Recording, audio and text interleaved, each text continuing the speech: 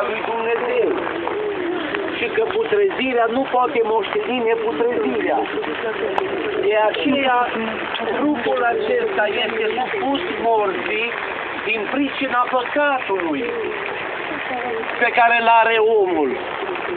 Dar, împăcându-se cu Dumnezeu, el devine un om nou în Hristos și atunci spune, Duhul vostru este viu din pricina neprihănirii pe care am căpătat-o. Un cuvânt pe care îl arată aici Iov. Iov era și el în preajma mormântului și viața lui se scurgea și își punea întrebarea și se gândea care va fi nădejdea lui cu care va pleca din lumea aceasta, ce se va întâmpla cu el după aceea, după moarte.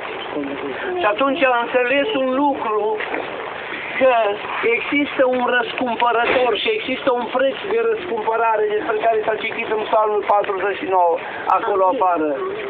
Este un răscumpărător. Dacă este o răscumpărare, înseamnă că e cineva care face răscumpărarea aceasta. Și eu vă zic, știu că răscumpărătorul meu este viu. Și dacă el este viu și plătește prețul răscumpărării mele, plătindu-l și eu o să fiu viu. Domnul Iisus Hristos a trebuit să guste și El moartea pentru noi. Și le-a spus celor din vremea Lui, celor care trăiau în păcat atunci, și a zis, eu mă duc. Și unde mă duc eu, voi nu puteți veni, datorită păcatului pe care îl aveți. Dar dacă voiește cineva să-mi slujească, să mă urmeze. Și unde voi fi eu, acolo va fi și slujitorul meu. S-a citit din Ioan 14. Iată, mă duc să vă pregătesc un loc. Și după ce mă voi duce și vi-l voi pregăti, mă voi întoarce și vă voi lua cu mine, pentru că acolo unde sunt eu, să fiți și voi. E o garanție pe care ne-o dă Dumnezeu. Noi ne uităm la ceea ce este trecător și gândim că dacă l-am închis într-un sicriu și îl punem într-un mormânt, totul s-a terminat. Dar auziți ce arată cuvântul lui Dumnezeu și vreau să vă arăt în Cartea Tesalonicenilor, în capitolul 4. Auziți ce spune Scriptura aici. Dacă credem că Iisus a murit și a înviat, și credem, așa-i? Credem lucrul acesta, că toți spunem că Hristos a înviat. Deci dacă credem că Iisus a murit și a înviat, atunci vă spun un lucru și îl arată Scriptura. Credem și că Dumnezeu va aduce înapoi împreună cu Iisus pe cei ce au adormit în El. Vedeți cum numește pentru cei credincioși Scriptura procesul acesta al morții? Adormire. Spunea psalmistul, eu mă culc și adorm în pace. Dar spune tot el mai târziu un alt psalm, când mă voi trezi, voi fi tot cu tine și mă voi bucura văzându-ți fața ta. Adică o întâlnire cu Dumnezeu e dincolo de viața aceasta. Domnul Iisus a zis, eu sunt învierea și viața, adică adevărata viață nu e aici, că asta trece. Și noi asistăm în permanență la înmormântări, dovada faptului că nimeni nu va trăi veșnic în trupul acesta. Dar cuvântul lui Dumnezeu spune că atâta timp cât Duhul celui ce l-a înviat pe Hristos din morți locuiește în mine, datorită faptului că m-am împăcat cu Dumnezeu în viața aceasta, Cel ce l-a înviat pe Hristos Iisus din morți ne va învia și pe noi cu puterea sa. Și aici spune cuvântul lui Dumnezeu așa, zice, dacă credem că Iisus a murit și a înviat, credem și că Dumnezeu va aduce înapoi împreună cu Iisus pe cei ce au adormit în El. Iată în adevăr ce vă spunem prin cuvântul Domnului.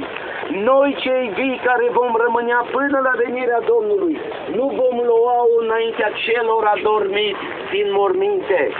Căci însuși Domnul cum strigă, cu glasul unui arhanghel și cu trâmbița lui Dumnezeu, se va pogorî din cer și întâi vor învia cei morți în Hristos. Întâi vor învia cei morți în Hristos.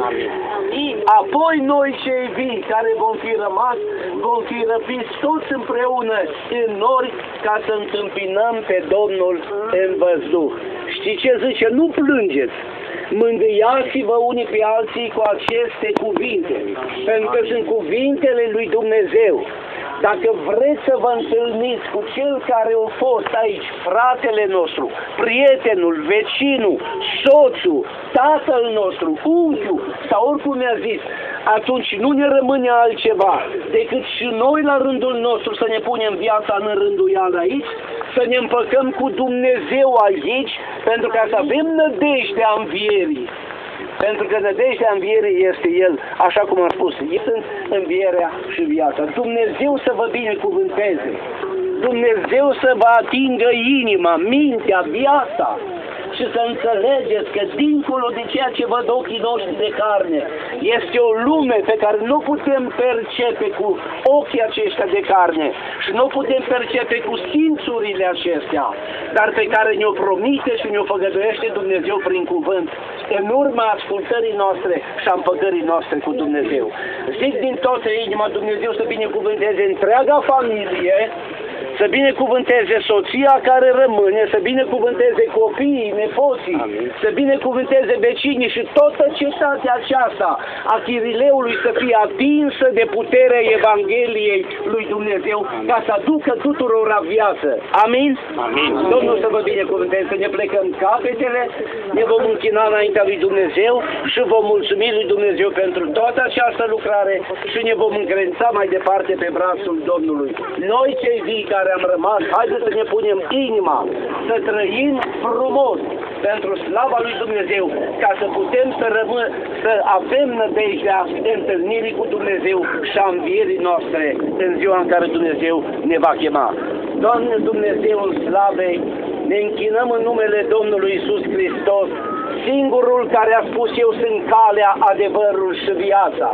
Noi credem lucrul acesta și de aceea îți mulțumim că ne-ai descoperit și nouă această cale, îți mulțumim că ne-ai făcut parte de acest adevăr sfânt și îți mulțumim pentru făgăduința vieții veșnice pe care o avem în Iisus Hristos.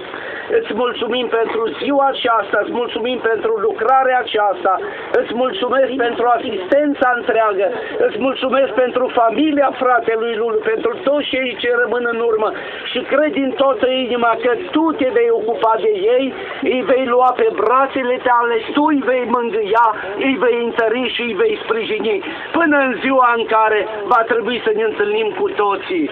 Doamne, dorim ziua aceea și așa după cum a spus Iov, spunem și noi, credem că răscumpărătorul nostru este viu și dacă este viu, îi vie și făgăduința vieții pe care ne-a făcut-o. Te rugăm să rămâi mai departe cu noi, să lucrezi în viața fiecăruia dintre noi, să rămâi în cetatea aceasta, Domn, Stăpân și Mântuitor a fiecărui suflet și pentru toate ne închinăm și îți mulțumim Ție, Tată, Fiule și Duhul Sfânt, până în veci de veci. Amin. Amin. Amin. În timpul unei cântări vom coborî stichiul în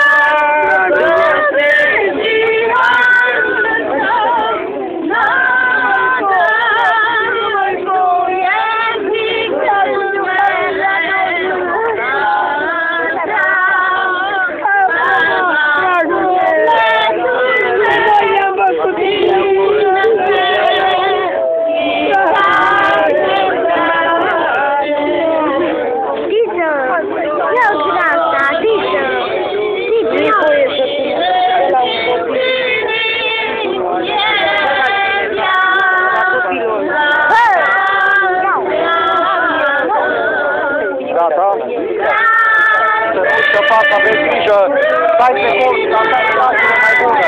Nu stați, mai pe colț.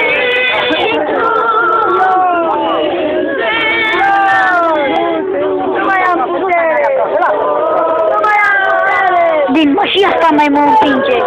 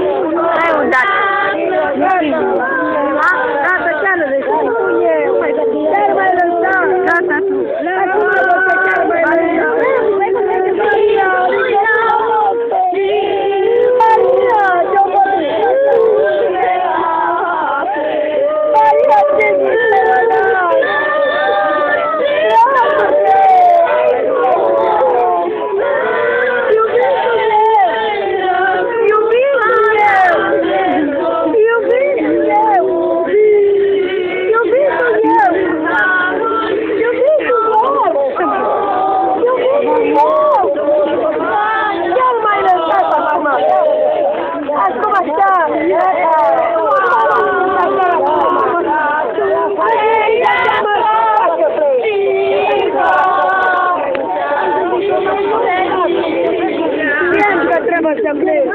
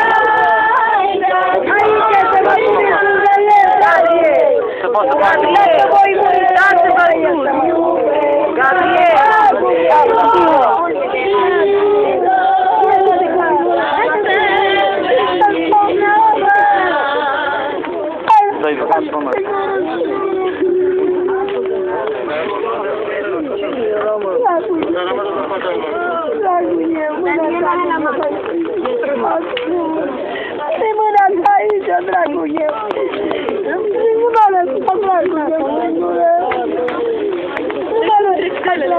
nu mă lăsa,